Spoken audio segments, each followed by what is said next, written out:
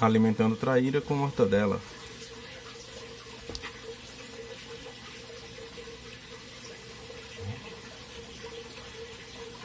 Isso.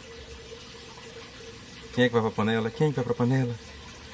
Toma mortadela. Eita danada, comilona. Um dia será a sua vez. Mais um pouquinho.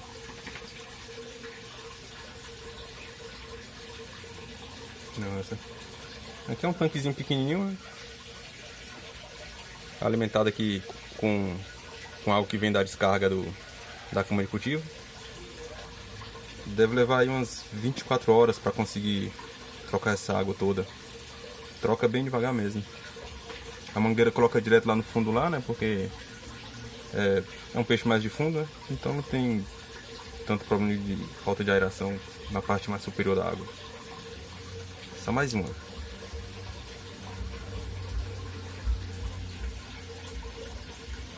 Isso.